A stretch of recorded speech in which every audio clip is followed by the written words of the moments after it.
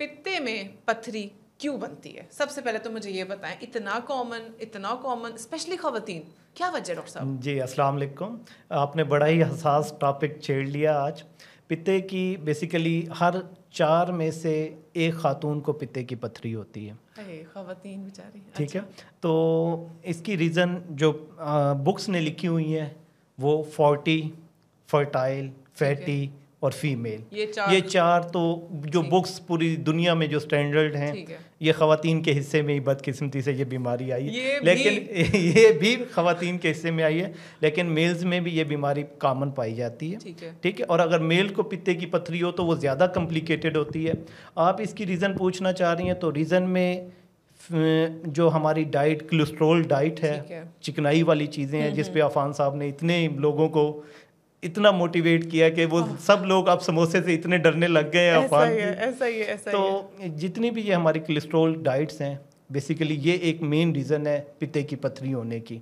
इसके अलावा कुछ इनहेरिटेंस हैं। ठीक है, तो ये जो 4 चीज़ें मैंने खुसूसन आपको फीमेल के हवाले से बताई हैं, तो ये एक मेजर रीज़न है। एक तो ये जो मेजर रीज़न जो कोलेस्ट्रॉल डाइट और जो चिकनाई, उससे तो ना ही चिकनाई छोड़नी है ना ही फिर पथरी निकलनी है। तो हम आगे बात करते हैं उसके इलाज पे। अब बताएं इसके इलाज क्या क्या हैं और क्या क्या किए जा सकते हैं?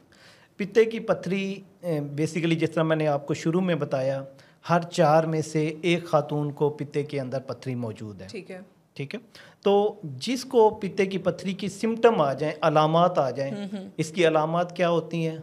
ख़वातीन मैदे की तेज़ाबियत के साथ यूजुअली प्रेजेंट होती हैं। उसके साथ वो कहती हैं कि मेरे दाईं पसलियों के अंदर दर्द है, दाएं शोल्डर के अंदर, कंधे के अंदर मेरा दर्द जाता है, मुझे हर टाइम कमज़ोरी रहती है, मैं खाना खा लेती हूँ तो मुझे तेज़ाबियत का शिकार, खट्टे डिकार आते हैं, और मुझे बदहज़मी की शिकायत रहती है, और वेग एब्डोमिनल पेन, यानी कि वो हर टाइम कहीं ना कहीं अपने शोहरों को तकलीफ बताती रहती हैं कि मेरे पिंडे किधर न किधर दर्द है। सही शोहर हज़रात, उनको अल्ट्रासाउंड करवाएं। अगला स्टेप अल्ट्रासाउंड, अगला स्टेप क्या होगा? जब भी ऐसी कोई अलामत आए तो एपीडी हमारे यहाँ कॉमन है, लेकिन एक अल्ट्रासाउंड करवाना चीप तरीन इन्वेस्टिगेशन है, कहीं से भी हो सकती है, लेकिन अच्छी जगह से स्टैंडर्ड आप अल्ट्रासाउंड करवाएं।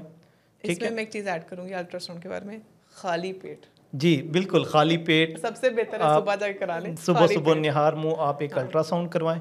अल्ट्रासाउंड के अंदर वो आपको क्लियर कट बता देंगे, ठीक है, कि गाल ब्लैडर फुली डिस्टेंडेड होना चाहिए, ताकि वो अकास्टिक शेडो एक टर्मिनोलॉजीज है जो रेडियोलॉजिस्ट आप बेहतर बता सकती हैं कि कैसे अल्ट्रासाउंड होता है और उसकी क्या क्या फाइंडिंग होती है।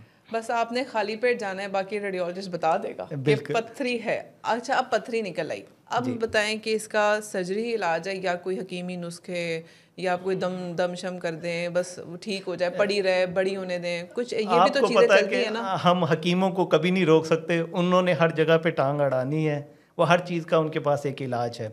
लेकिन अगर as a transplant surgeon, as a hepatobiliary surgeon आप मुझसे ये सवाल पूछ रही हैं, इफ़ पित्ते की पथरी सिम्टोमेटिक हो जाए और एक पेशेंट को सिम्टम आ जाए, अलामात आनी शुरू हो गई हैं, तो वो फिर उसका इलाज सिर्फ ऑपरेशन है, सिर्फ ऑपरेशन है और सिर्फ ऑपरेशन है। पथरी बन गई तो ऑपरेशन, बात ही ख़त्म।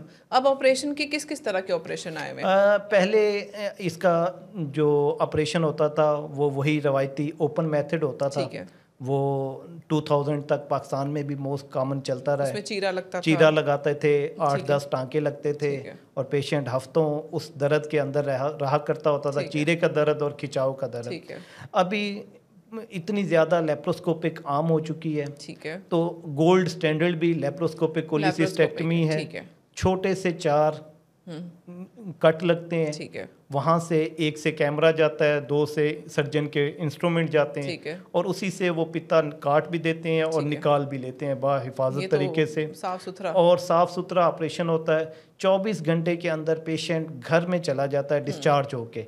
वैसे तो पूरी मगरिब की दुनिया में तो जो पढ़े लिखे लोग हैं वो सुबह आते हैं, ऑपरेशन करवाते हैं और शाम में घर डिस्चार्ज हो जाते हैं। लेकिन हम पाकिस्तान में एक दिन पेशेंट को खुद ही रिटेन करते हैं हॉस्पिटल में, और 24 घंटे से ज़्यादा पेशेंट हॉस्पिटल में नहीं रहता। ये महफूज तरीन ऑपरेशन है।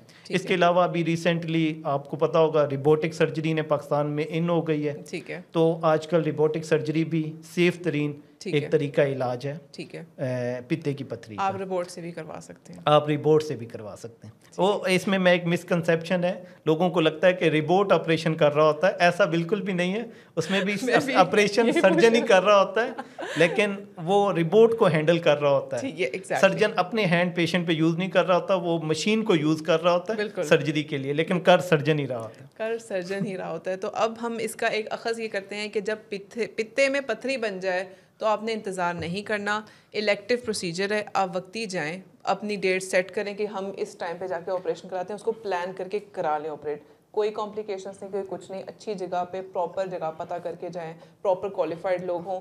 तो इसके साथ मैं 2 बातें ऐड करना चाहता हूँ कि जो पेशेंट डायबिटीज़ हैं, जिनको शुगर का मसला है, अगर उनके अंदर पित्ते की पथरी आ गई, उन्होंने रूटीन के टेस्ट करवाए, अगर वो सिम्टोमेटिक नहीं भी हैं तो वो लाजमी पित्ते की पथरी का ऑपरेशन करवा लें, क्योंकि उनमें गाल ब्लेडर, जो empyema gall bladder, mucocele, infected gall bladder होने का चांसेस बहुत ज़्यादा होता है। तो वो किसी टाइम भी एमरजेंसी में प्रेजेंट हो सकते हैं। तो शुगर के मरीज़ अगर एसिम्टोमेटिक भी हैं और उनके अंदर आपने रूटीन अल्ट्रासाउंड में पता चला कि उनको पित्ते की पथरी है, तो उनको शुगर कंट्रोल करके फ़ौरन ही पित्ते की पथरी का ऑपरेशन करवा लेना चाहिए। ये बहुत अच्छी बात बताई है। और दूसरी चीज़, पित्ते की पथरी का ऑपरेशन बहुत कॉमन ऑपरेशन है, लेकिन स्टिल मैं आपको मशवरा दूंगा कि कॉम्पिटेंट लोगों से पित्ते की पथरी का ऑपरेशन करवाया जाए। हमने पित्ते की पथरी के ऑपरेशन के बाद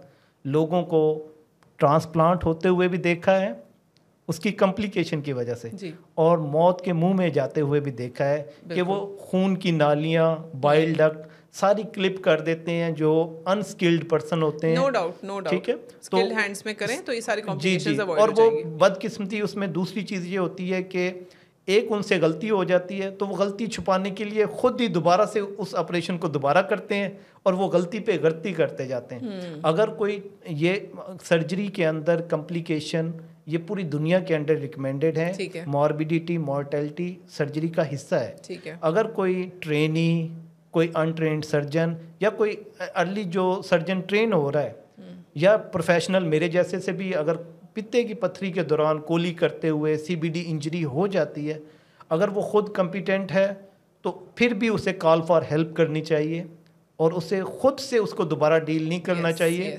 उसे किसी सीनियर बंदे को इन्वॉल्व करके, एक्सपीरियंस्ड पर्सन को बुलाएं या उसे प्रॉपर किसी अच्छे HBB सेंटर में रेफर कर देना चाहिए ताकि उसका लाइफ सेव हो जाए। डेफिनेटली बहुत शुक्रिया डॉक्टर गफ्फार, बहुत शुक्रिया।